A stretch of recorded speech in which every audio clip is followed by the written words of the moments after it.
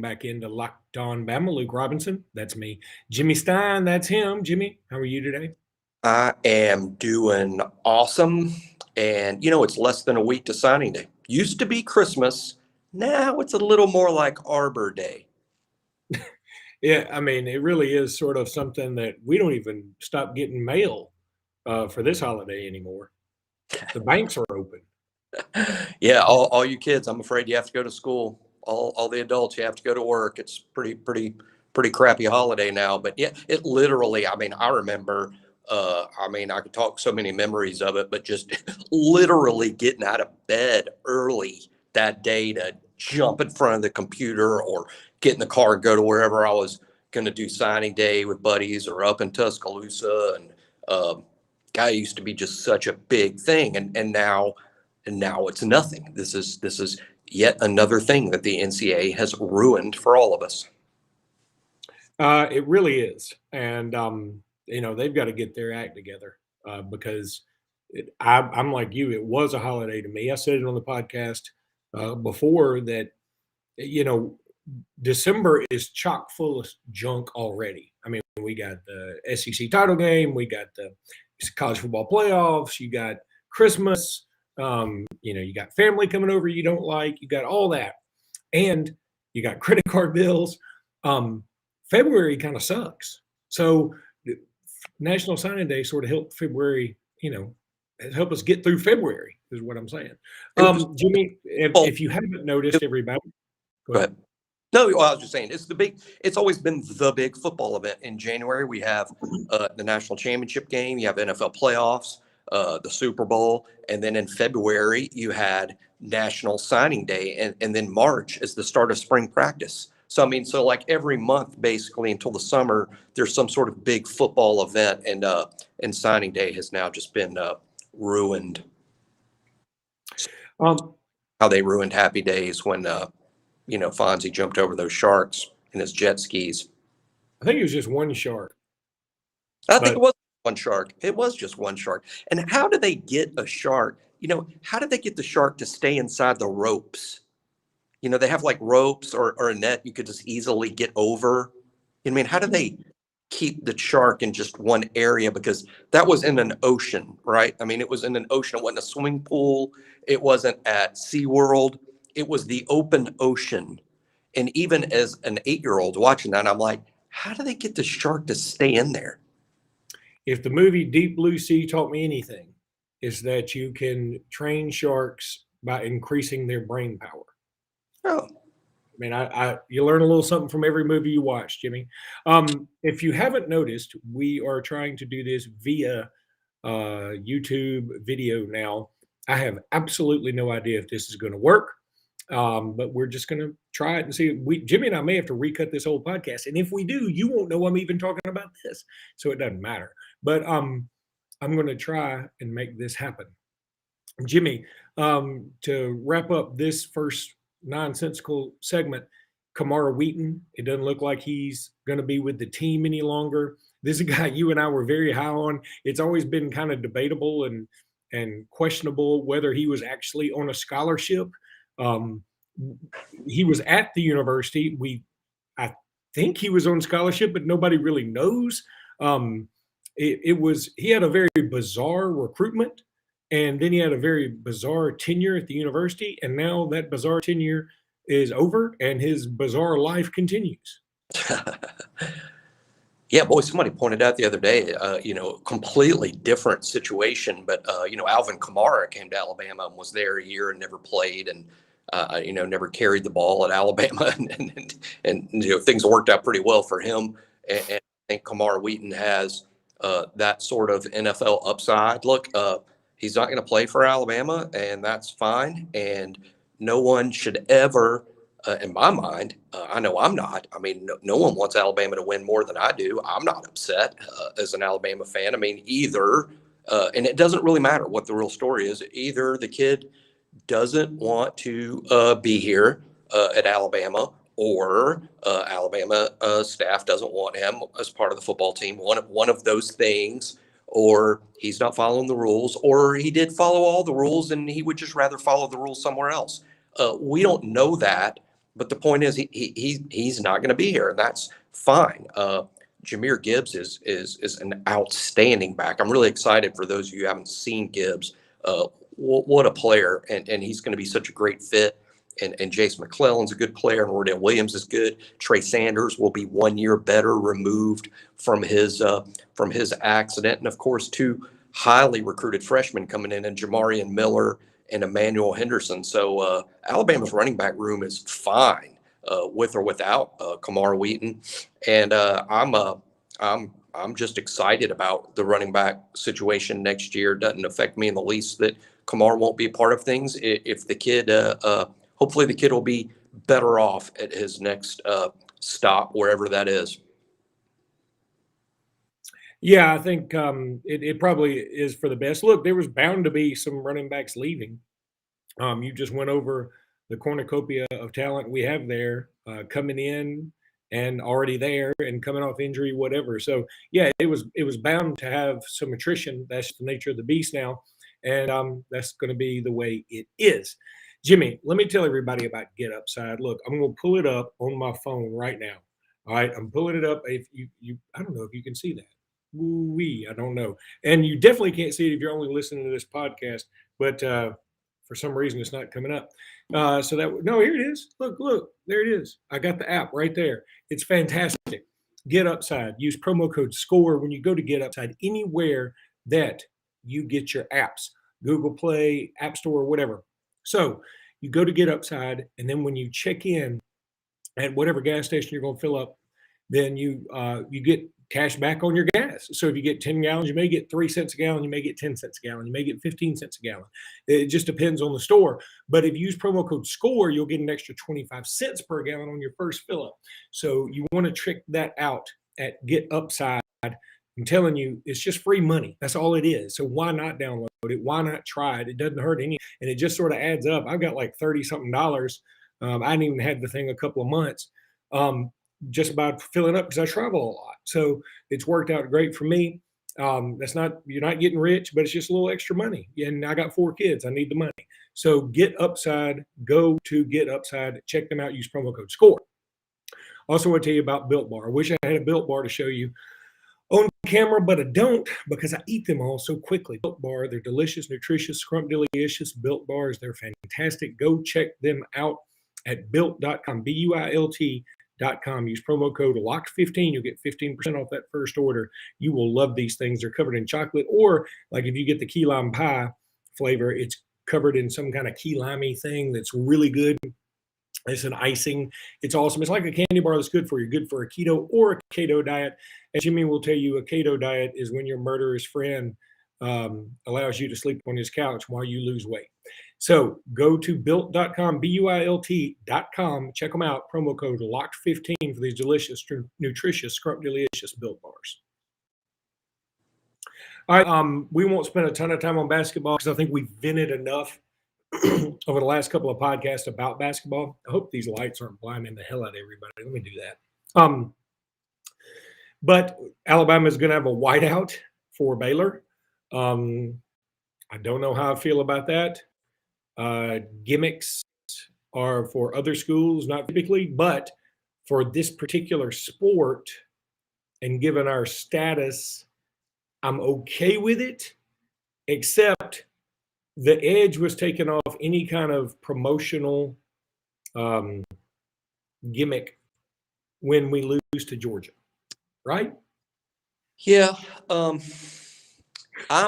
People, I get accused sometimes of being a bit of a cheerleader or a company man or whatever. Here's an example of no, I'm not on board with this. Not that it matters that I'm not, but I don't like it. I don't.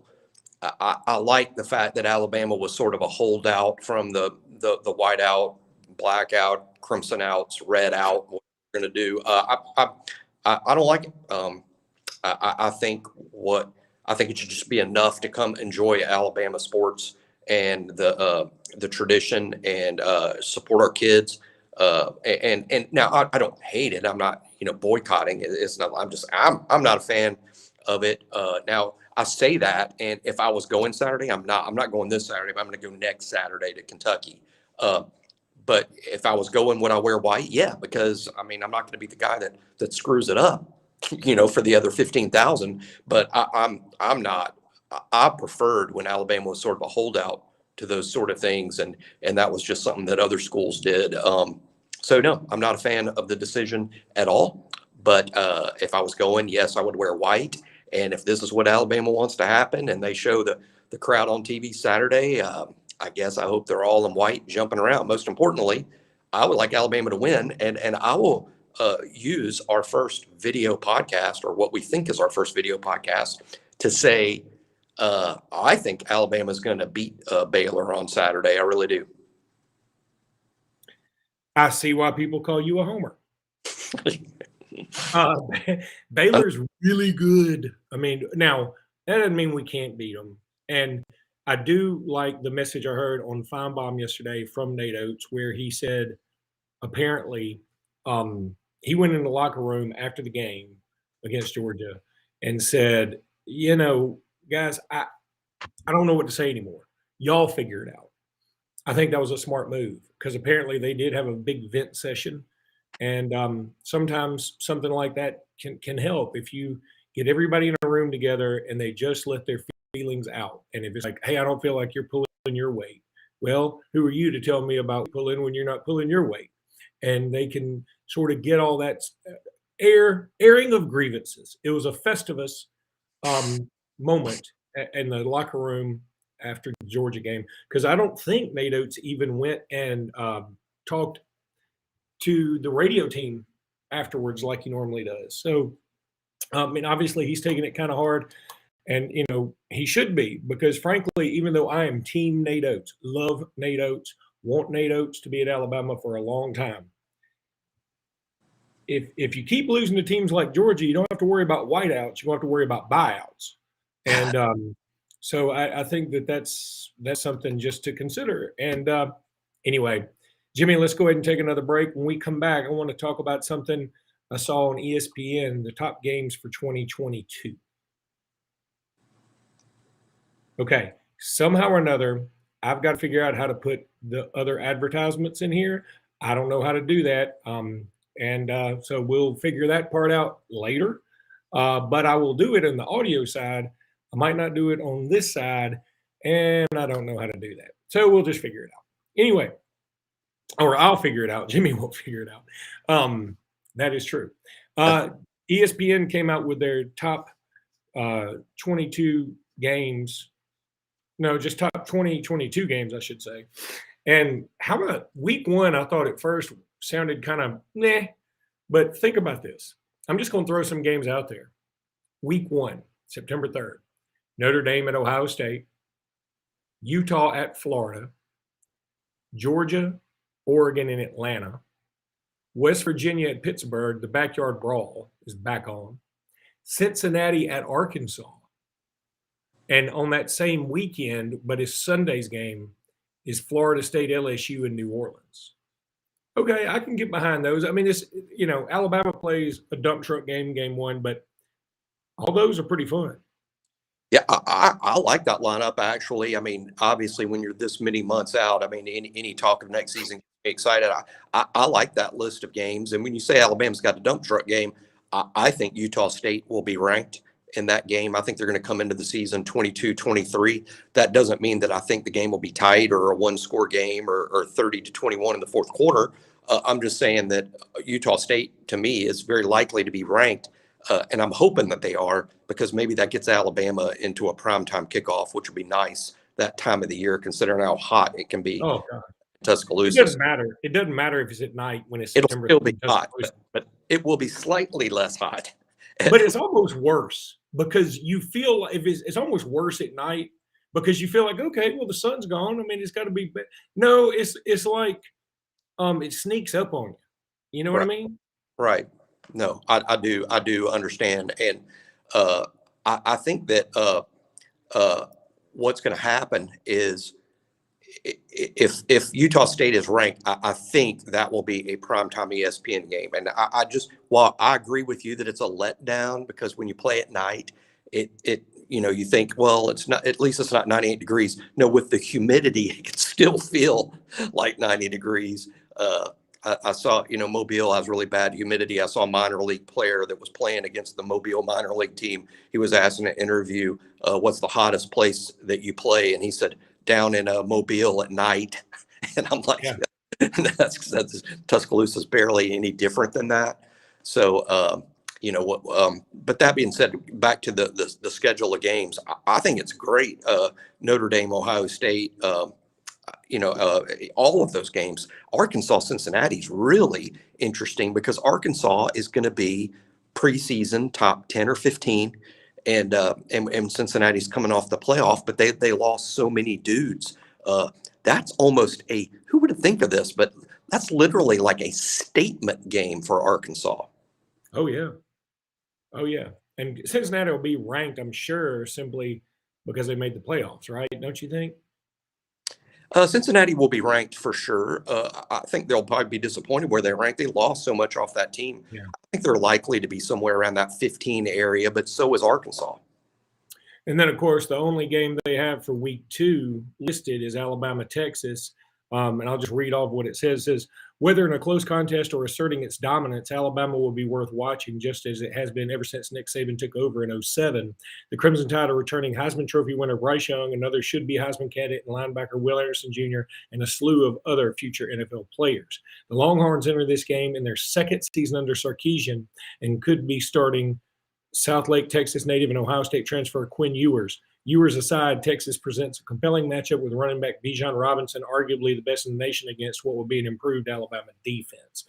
And I think the everybody's going to focus on Ewers versus Young. I think the real battle may be Bijan Robinson against Jamar Gibbs. Oh, I love it. Yeah, two of the best running backs in the country, Heisman candidates galore in this game. Bijan is every bit a completely legitimate Heisman candidate, along with Bryce Young, along with Will Anderson. As you said, Alabama will be featuring its own running back that could also be making a Heisman run. Texas, Austin is just going to roll out the red carpet for that. It's going to be an awesome environment. It's going to be hot there, and hopefully that'll be a primetime game. Somebody asked a very good question. I'm usually really good with the TV stuff, but whether that's an ABC game or a Fox game, I'm not sure. I think it's a Fox game, but I'm not positive about that. If it's a Fox game, we could be looking at an 11 a.m. kick, which, yeah, I'm not a big. Jesus, come on. Yeah. Really? Well, that big Fox. Yeah, I mean, there's no way Fox Fox wouldn't prime time that mother. Fox likes to put its best game at 11, and they feel like that's a time slot that they own because. Well, yeah, you're right. Yeah. You're right, because what they do, they're hoping that it leads to more viewers for their pregame. Correct. Like you're just sort of on that channel. Well, and all the other networks traditionally try to stay away from 11. They want to do primetime or worst case scenario 2:30. You don't really want to do 2:30 and compete against the CBS network at 2:30, nor do you want to compete against ABC, ESPN at night, the Fowler Herb Street game. So Fox just sort of planted their flag as to that 11 a.m. time slot. That's why they call it big noon kickoff. And let me tell you, if that's a Fox game and not an ABC game, I think 11 a.m. is a real possibility. And 11 a.m. in Austin, Texas, week 2 in September. Don't bring a coat. I've been to Austin a gazillion times, and it's a great city. It's a lot of fun, but man, it's like Tuscaloosa in a sauna. And yeah, that would be a pain in the ass at 11 o'clock in the morning. Oh my God, I've already got all my stuff ready for that game though. So I mean, I'm headed to the game for sure. I'll be there. Looking forward to it. All right, Jimmy, let's wrap it up for this one because I'm not sure this worked. So we'll see if it worked. And who knows? But until next time, everybody, roll Tide. Roll Tide.